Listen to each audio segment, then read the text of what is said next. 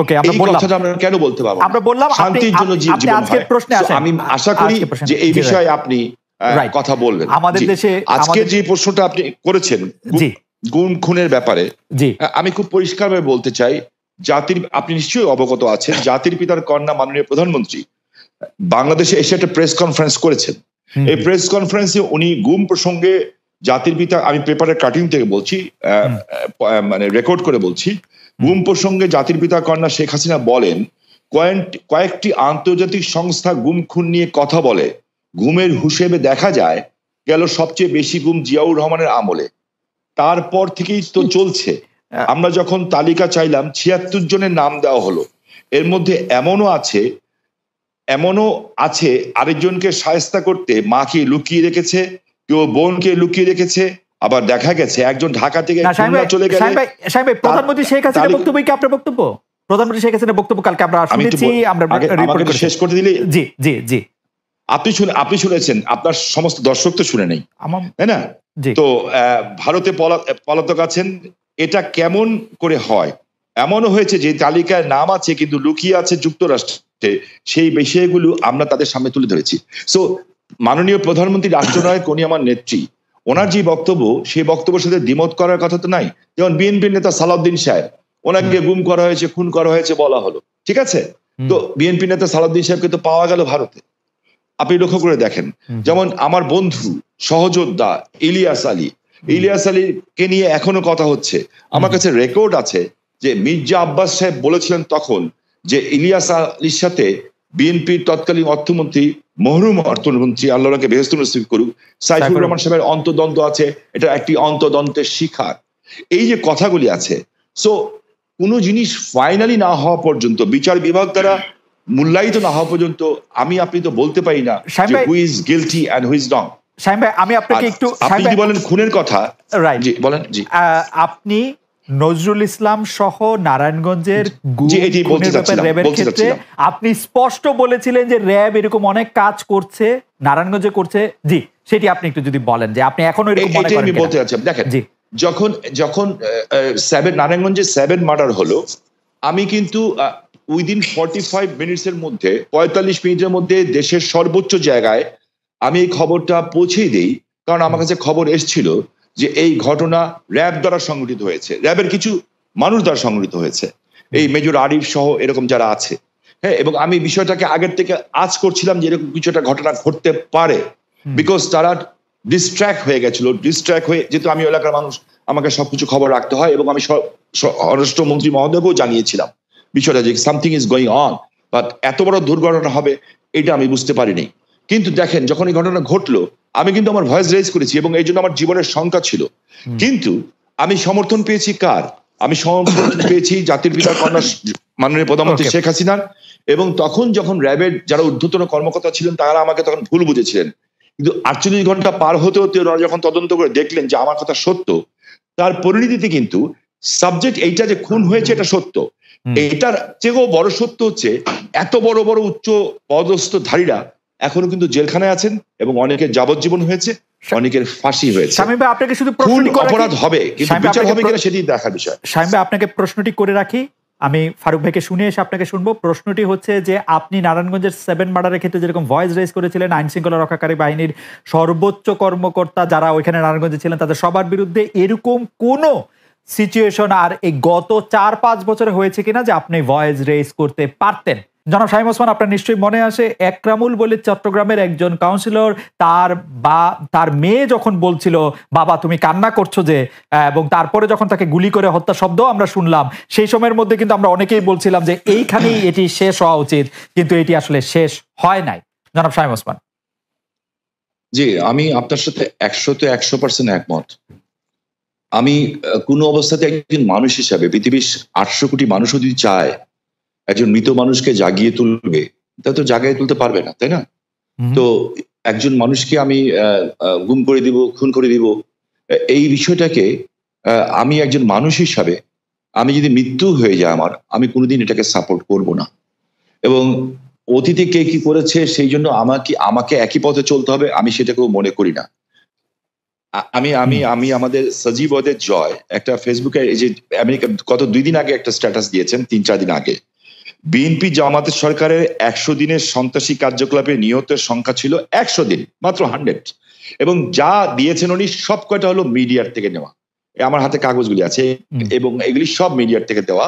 এবং উনি ওইখানে বলেছেন 100 দিনে নিহতের সংখ্যা ছিল 1200, ধর্ষণের ঘটনা গড়ে প্রতিদিন 4টি, খুনের সংখ্যা গড়ে প্রতিদিন 6 জন। থানার ওসিও নিজের জান বাঁচাতে জিডি করেছিলেন। হ্যাঁ, এখন আমি এই কথা দিয়ে এটা প্রমাণ করতে চাই না যে ওনারা করেছেন দেখে আমাকে করতে হবে, এটা আমি বলতে চাই না। অফকোর্স ইলিয়াস আহমেদ চৌধুরীকে আমি চাই রাষ্ট্রের দায়িত্ব,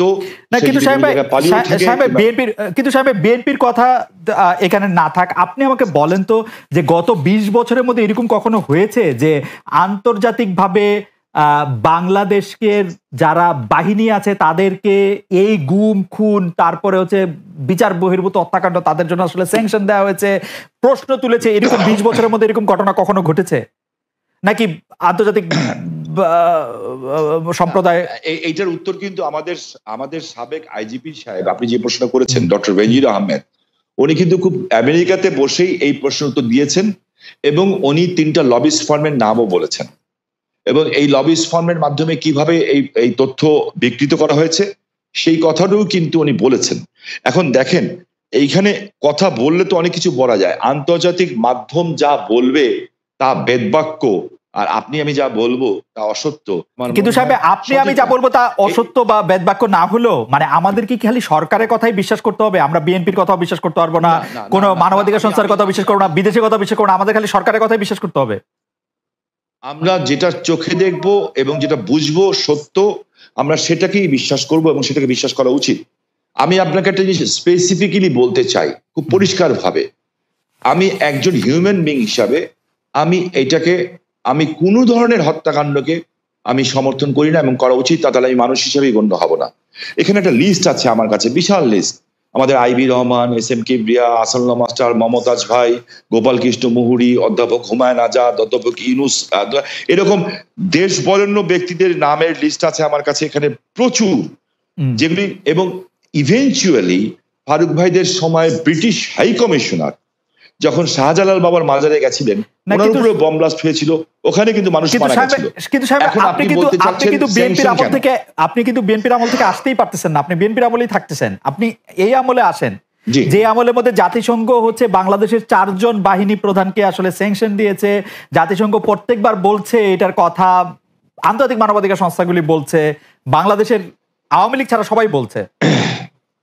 ওকে, এখন যখন ব্যাপারটা এরকম দাঁড়ায় যে অনেক ক্ষেত্রে আপনি শুনেন যে সরকারের পক্ষ থেকে বিএনপির অনেক সমালোচনা করা হয় এবং কেউ কেউ এরকম বলতে চেষ্টা করেন যে বিএনপি কোনো ক্ষেত্রে আওয়ামী লীগের সাথে মিলেও আসলে এই সরকারকে একটু চাপে রাখতে চায়, সেই ব্যাপারটাকে তাহলে আপনি আসলে কিভাবে দেখেন? কারণ আপনি দেখুন, আমি খুব খুশি হতাম আপনি যদি মোর পলিটিক্যাল সাইড গুলোতে যেতেন। জি, আপনি এমন কতগুলো ব্যাপার নিয়ে আসছেন যে বিষয়গুলো কিন্তু আপনার আমি মনে করি যে এই মুহূর্তে এই দেশের জন্য এই বিষয়গুলো খুব একটা ইম্পর্টেন্ট না, বরঞ্চ ক্ষতিকর। ওকে, আমি খুব কিছু ক্যাটেগরিক্যালি বলতে চাই আপনাকে যে এখন আমাদের সামনে যে বিষয়টা সবচেয়ে বড় প্রয়োজন সেটা হচ্ছে যে একদম পিসফুল ট্রানজিশন টু ডেমোক্রেসি।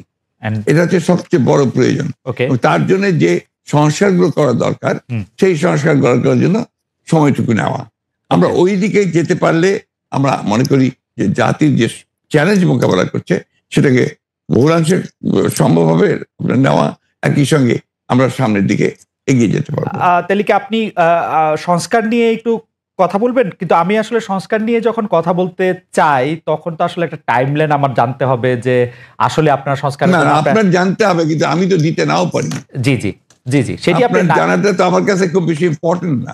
ওকে, তাইলে আপনার কাছে ইম্পর্টেন্ট এখন হচ্ছে যে মানে কোনটা, যে এই সরকার? আমার কাছে আমি খুব পরিষ্কার করে বলেছি, আমি মনে হয় যে আমি কোনো অস্পষ্ট নেই।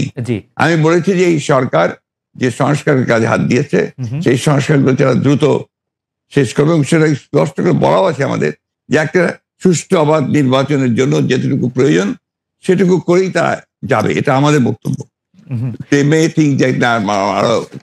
কিন্তু তাদের মূল যে 6টা কমিশন তারা করেছে, সেই 6টা যত দ্রুত করতে পারে আমরা মনে করি সেটা দ্রুতই করে নিয়ে যাওয়া সম্ভব। এটা কোনো ব্যারিয়ার না, নো ব্যারিয়ার। ওকে, আপনি কি মনে করেন যে নির্বাচন সুষ্ঠু করার জন্য সংবিধানে উপপ্রধানপতি, উপরাষ্ট্রপতি, 2বারের বেশি প্রধানমন্ত্রী না হওয়া, সংসদ উচ্চকক্ষ, এগুলি খুব গুরুত্বপূর্ণ? মানে এগুলি না, আপনি জিনিসটার ব্যাখ্যাটা বোধহয় এমন মনে হয় যে আপনি আপনার মতো করে দিচ্ছেন। আমরা যেটা সবাই আমরা যেটা লক্ষ্য করেছি সেটা আমরা দেখেছি যে আপনার বাংলাদেশের যে রাষ্ট্র কাঠামো, যেটা বারবার পরিবর্তন হয়েছে 72 সাল থেকে আপনার কিছুদিন আগে পর্যন্ত শেখ হাসিনা সেটাকে আপনার তছনছ করে দিয়েছে। এটাকে একটা স্ট্রাকচার আনা দরকার। আগেরটাই যে থাকবে তার তো মানে নেই। আমরা মনে করেছি এই কাজগুলো হলে এটা আরো সুন্দর হয়, যে কারণে আমরা আমাদের মতো করে আমরা 31 দফা দিয়েছিলাম। সেই 31 দফার প্রেক্ষিতে আমরা এই বিষয়গুলোতে আমরা এসেছি। আমরা রাষ্ট্রপতি, প্রধানমন্ত্রীর আপনার ক্ষমতার ভারসাম্য সেটাকে রক্ষা করতে চেয়েছি, এবং একই সঙ্গে আমরা মনে করেছি যে উপরাষ্ট্রপতি হলে সেখানে আরেকটা ব্যালেন্স তৈরি হয়। আমরা মনে করেছি যে আপনার উপপ্রধানমন্ত্রী হলে সে আরেকটা ব্যালেন্স তৈরি হয়, একটা মন্ত্রীদের মধ্যে, প্রধানমন্ত্রীদের মধ্যেও ক্ষমতার ভারসাম্য সৃষ্টি হয়। Democracy and the parliament form of democracy, এটা তো আপনার কারো কাছে সুনির্দিষ্ট একক ব্যক্তিরাতে ক্ষমতা থাকে না, right? Parliamentary form of democracy বেশি করে, সেই জিনিসটাই আমরা করার চেষ্টা করেছি। আপনি আসলে এটি আমাদের স্বীকার করতেই হবে যে আপনি বরাবরই এই ব্যাপারে কনসিস্টেন্ট। আপনি সারা এই ব্যাপারটি এমন কি অগস্টে শেখ হাসিনা পালিয়ে যাওয়ার পর সেই অগাস্ট থেকে আপনি বলে আসছেন যে আওয়ামী লীগকে বাদ রেখে নিষিদ্ধ করে নির্বাচন, গণতন্ত্র ঠিকঠাক চর্চা হবে না। আমি প্যারাফ্রেজ করছি, correct me if I am রং। প্রধান উপদেষ্টা ডক্টর মোহাম্মদ ইউনূসও সম্প্রতি সরাসরি বলেছেন বিএনপি যেহেতু চায় না সেহেতু আওয়ামী লীগকে নিয়েই নির্বাচন হবে। আওয়ামী লীগ নিয়ে আপনাদের এই অবস্থানের কারণ কি? প্রতিপক্ষের নিষ্ক্রিয়তার আমার মনে হয় এই জায়গায় বলতে আমি বাধ্য হচ্ছি, যে প্রফেসর ইউনূস সাহেব সঠিক, আমরা যেটা বলেছি সেটা সঠিকভাবে তিনি প্রেজেন্ট করেন নাই। কারণ আমরা চাই, এ কথা আমরা কোথাও বলিনি। আমরা বারবার একটা কথাই বলে এসেছি যে আওয়ামী লীগ একটা রাজনৈতিক দল, সে রাজনীতিতে থাকবে কিনা, নির্বাচন করবে কিনা, it will be decided by the people, not by any particular political party. আমি একটা রাজনৈতিক দল, আওয়ামী লীগ একটা রাজনৈতিক দল। আমি মনে করি এটা আমাদের জন্য শোভনীয় নয়, শালীন নয় যে আরেকটা দল থাকবে কি থাকবে সেই সম্পর্কে কমেন্ট করা। ওকে, পরিষ্কার। নির্বাচনেই সিদ্ধান্ত হবে যে আওয়ামী লীগ থাকবে কি থাকবে না। তাহলে হচ্ছে যে আপনাদের সাথে এইটা নিয়ে ডক্টর ইউনূসের আসলে সেই অর্থে কথা হয় না। আপনি বললেন যে সেটা আসলে হয়তো ওনার কাছে ভুল উপস্থাপন করা হয়েছে বা উনি ভুল বুঝেছেন। আমি জানি না উনি কিভাবে বলেছেন, এটা ওনার বক্তব্য, কিন্তু আমরা এই ধরনের কোনো বক্তব্য দেইনি। দর্শকদের মধ্যে অনেকেই একটি প্রশ্ন করছেন, একটু যেটি হচ্ছে যে আপনি গত 15 বছরের, বা যদি আমি বলি যে শেষ 7-8 বছরে আপনি অনেক বেশি যার সাথে মাঠের রাজনীতিতে আপনার কথার লড়াই হয়েছে, সে ওবায়দুল কাদের সাহেব একবার বলেছিলেন যে আপনার বাসায় গিয়ে উঠবেন এবং উনি এখন কোথায় আছেন সেটি জানেন না। আপনি জানেন কিনা এটি কেউ জানতে চাইছেন? আপনার কাছে আশ্রয় চেয়েছিলেন কিনা তিনি, আর কি প্রশ্নটা অনেকটা। আমি এই ধরনের প্রশ্নের উত্তর দেই না। ওকে, এটাকে আমি মনে করি যে রাজনীতিটা এটা খুব ইম্পর্টেন্ট না। ওকে, ঠিক আছে, আমি নেক্সট প্রশ্নে যাই। প্রশ্নে যাওয়ার আগে আসলে আপনার একটি কোট নিয়ে আমরা দর্শকদের কাছে জানতে চাইছিলাম যে সংবিধান সংস্কার হতে হলে নির্বাচিত সংসদ দরকার বলেছিলেন জনাব মির্জা ফখরুল ইসলাম আলমগীর। এই অবস্থান সঠিক বলে মনে করেন কিনা? এই অবস্থান সঠিক বলে মনে করছেন শতকরা 35% দর্শক, শতকরা 65% দর্শক মনে করছেন যে এই অবস্থান সঠিক নয়। 75,000 দর্শকের মধ্যে ভোট দিয়েছেন। আপনি এটি নিয়ে মন্তব্য করলেও করতে পারেন। অনেকেই মনে করছেন যে আগে সংস্কার হওয়া উচিত, পরে নির্বাচন হওয়া উচিত। এই ব্যাপারটিতে কি আপনার কাছে মনে হয় যে এটিতে আসলে কোন একটা রেফারেন্ডাম দেওয়া উচিত, বা এটি আসলে? দেখুন, রেফারেন্ডাম দিলেও তো আপনার কনস্টিটিউশন অ্যাসেম্বলি লাগবে। রেফারেন্ডাম দিবে কে?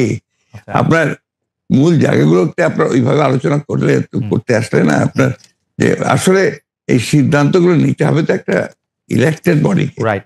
সেই ইলেক্টেড বডি কনস্টিটিউশন অ্যাসেম্বলি হতে পারে, পার্লামেন্ট হতে পারে। আপনি সংবিধান যখন আপনি পাস করবেন, সেই সংবিধান পাসটা করবে কে করবে? Who is the authority? সংবিধান নিয়ে যখন কথা উঠলো তখন আরেকটা জনপ্রিয় কথা এরকম যে এই সরকারের আসলে সংবিধানের এত অনুগামী হওয়া দরকার ছিল না যে আসলে সংবিধানটাকে, আপনি কি এটা কেন সরকারের সংবিধান নিয়ে অনুগামী হওয়া দরকার ছিল না কেন? কারণ এটি ফ্যাসিস্ট হাসিনার সংবিধান, মানে যারা যেটি বলছেন সেটির কথা আমি বললাম আর কি। না, বিষয়টা তো হচ্ছে কি, ফ্যাসিস্টের সংবিধানকে আপনি বিপ্লব করে উড়িয়ে দেন, বাতিল করে দেন, সেটা আপনারা করেন নাই। সেটা তো এই সরকার করে নাই বা তারা করতে পারে নাই। এটা যদি আপনার বাতিল করে দিত, সংবিধানকে উড়িয়ে দিত, একটা বিপ্লবী সরকার গঠন করতো, তাহলে এই প্রশ্নগুলো আসতো। এখন এই প্রশ্নগুলো অবান্তর। এখন এই প্রশ্নগুলো করা মানেই হচ্ছে আপনার পিছন দিকে চলে যাওয়া এবং এটাকে ড্র্যাগ করা। আমি মনে করি এই আলোচনাগুলো খুব বেশি প্রয়োজন নেই। আচ্ছা, শুধু একটু এটা জানতে চাই যে এটা যে আসলে ওরা বিপ্লবী সরকার করতে পারলো না, তখন যে সংবিধানটাকে উড়াই দিতে পারলো, এর পিছনে কি কোনো কারণ আছে? আপনাদের কোনো পরামর্শ আছে বা ডক্টর? আমি জানি না তাদের আসলে একটা জিনিস আপনারা কেন ভুল করছেন। যখন এই আপনার এই বিপ্লব হয় তখন কি ছাত্রদেরই বা আপনার কোন রকমের একটা অর্গানাইজ পলিটিক্যাল পার্টি, দেখেন একটা বিপ্লব করতে হলে একটা বিপ্লবী সংগঠন দরকার, বিপ্লব করতে হলে একটা বিপ্লবী সেনাবাহিনী দরকার। এই বিষয়গুলোতে আমরা সবাই যা যা খুশি বলে যাচ্ছি, যার যেমন খুশি। এটা ঠিক না তো। আপনার বাস্তবতা সব কথা বলতে হবে, তাত্ত্বিক কথার সঙ্গে সঙ্গে বাস্তবতা থাকতে হবে তো।